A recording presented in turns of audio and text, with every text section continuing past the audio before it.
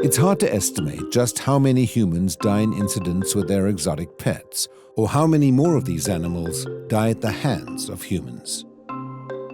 In the United States alone, the advocacy organization Born Free has tracked 44 incidents where humans were killed and 189 incidents where exotic pets were killed, all within a 20-year span. The numbers clearly illustrate that wild animals belong in the wild, where their natural behaviors are not a threat to humans. Yet, for some species, like tigers, there are more that exist in captivity than in the wild. Today, Gabi Castle and Caro meet some native Costa Rican animals and hear their heartbreaking and inspiring stories.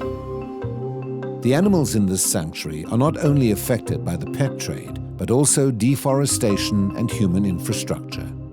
Join our three adventurers as they learn what can be done to help.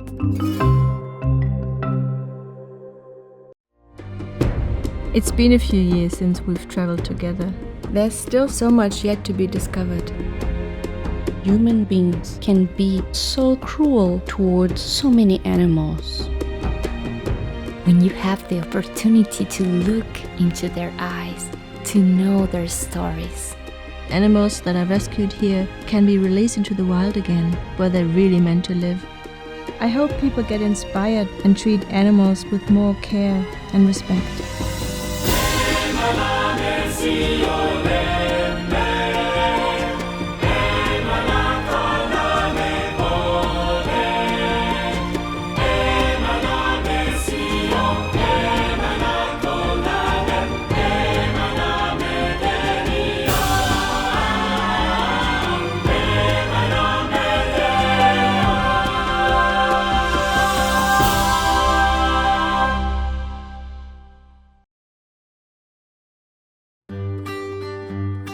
Statistics won't convince everyone of the harm that often results in keeping exotic pets. That's why wildlife sanctuaries like Altura's try to paint a better picture by telling the tragic stories of the animals that live there.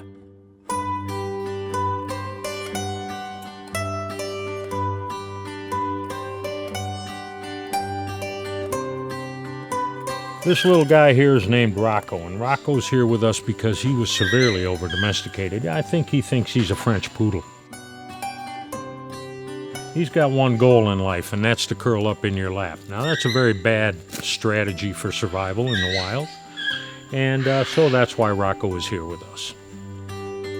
Many people believe they've succeeded if they've trained a wild animal to become docile. But even animals that act tame maintain some wild instincts and may not behave exactly how the owner wants. If the person becomes tired of keeping the animal, it may never be able to get back to the wild. It is sentenced to living a life never fully belonging in captivity or its natural habitat. Add to that the fact that these are wild animals. No matter what it is, there's always a danger to the person who has it because they are wild animals and you can't expect them to behave like domestic animals. Sooner or later, somebody gets bit or hurt. Many baby sloths enter Alturas after falling from high treetops where they were clinging to their mother. But there is also a dark illegal pet trade that is increasingly feeding the human obsession with sloths. These pet owners don't consider that sloths need the high temperature and humidity of a tropical rainforest to be comfortable, as well as a very specific diet. This complex diet makes adult sloths not only hard to keep as pets, but also hard to release back into the wild. And we're just starting to understand their feeding patterns. Sloths exist on a diet of leaves. It's a very low-calorie diet, and out there in the wild, they can eat up to 90-some different kinds of leaves. But in their home territory, a sloth will pick 14 or 15 kinds of leaves to make up its diet. Some of these leaves, though, are toxic. Some of them have very powerful narcotic properties. So if the sloth goes out there and just starts eating leaves, it's surely going to either toxify itself or make itself sick. And so this is a very difficult thing for us. They would learn from their mothers, right? Normally they'll learn from their mother, but a baby sloth stays with its mother for up to 2 years because that's how long it takes for them to decipher and learn this complicated feeding pattern. Wow, that's a long time. That's a long time. According to Mike, Sloths can learn from their mothers how much of a leaf they can eat, and also what order to eat leaves to neutralize the toxic effects. And while sloths may look lazy, warm, and fuzzy, their teeth and claws can move quickly. They're also dangerous creatures. A regular three-toed sloth just has flat teeth like any herbivore, but these guys here have teeth like a dog. And they have no qualms about biting. And if they do get a hold of you with their teeth, they hang on like a bulldog and they don't let go. They seem so docile. They are pretty docile until you get too close. Okay, so but keep a distance. Are they related? Because they saw... They're not related. In nature, a baby two-toed sloth will cling to its mother for 2 years, but when it's abandoned and brought to us at, say, the age of a month, like Floricita, the small one there, it doesn't have a mother to cling to, obviously. So what they'll do is cling to any sloth that may allow that, and in this way, friendships are developed and relationships are developed between these sloths. Floricita's been with us actually quite a while. She really has no physical deformities. She's here with us because we're not able to release her. There are places that we are working with that are developing methods for getting these guys back into the jungle. But for right now, we're not comfortable enough with letting her go. We need to be sure they're surviving. You know, the important number is not the number of animals you return to the jungle. The important number is the number of animals you return to the jungle that make it. Yes, definitely.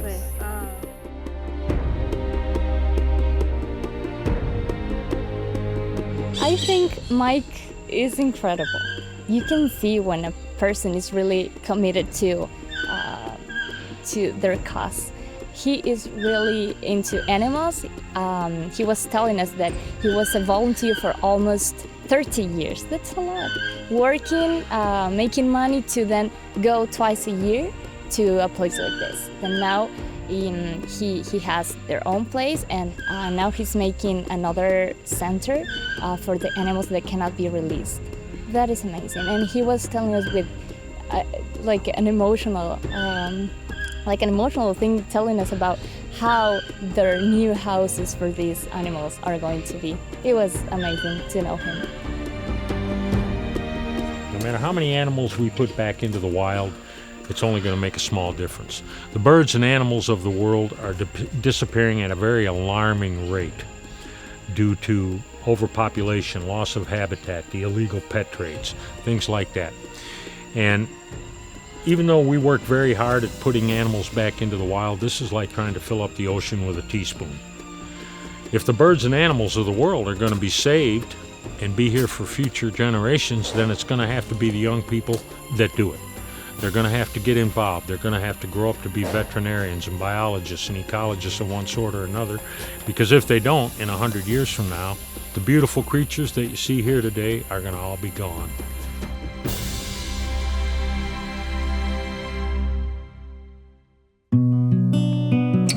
One animal that continues to inspire the staff and mission at Alturas is a young hawk with an appropriate name, Esperanza, meaning hope. Esperanza, as a very young bird, was hit by a car. Right about the time she was leaving her nest, a car collided with her and caused her some very serious injuries. It destroyed her right wing. It destroyed part of her tail. She can't grow a very good tail, but the most serious injury was a very severe head injury.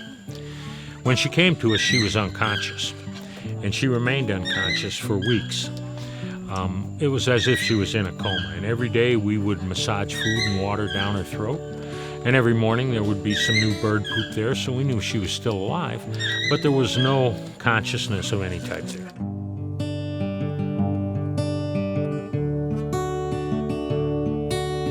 After several weeks, we started to think that maybe the correct move would be to euthanize Esperanza.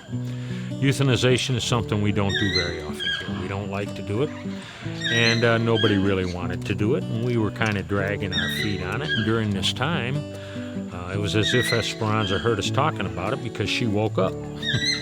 And one morning I came out to find her standing in her cage, completely disoriented, but on her feet, and very weak, very uncoordinated, and hardly able to move. And from that point forward, a long, slow recuperation process began.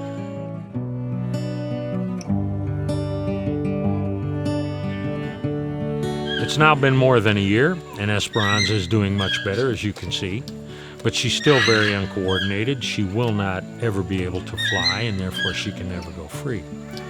One other effect of the brain injury was that her character has become very docile. She's very calm, very tranquil.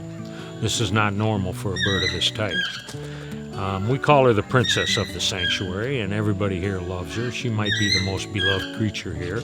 And when it's time to feed Esperanza, many of our volunteers compete for the honor. Hope. I love that name. I think it captures the way that I feel about places like this. These animals now have hope for a better life. And because of people like Mike, we have hope as humans that we can stop treating animals so badly.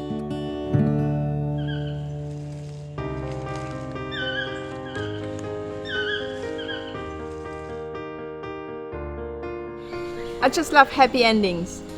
For some of the animals, the happy ending is to be in a big enclosure rather than being tied to us in a very short rope in someone's backyard or, surrounded by dogs. For some, and that's the main goal, is to be released back into the wild again. And I think, that should be the goal for all the animals, as this is where they belong. But personally, I think I'm looking forward to the very last happy end, when everything is going to be made new by God. No more enclosures, no more, tears for the animals really, but happy end.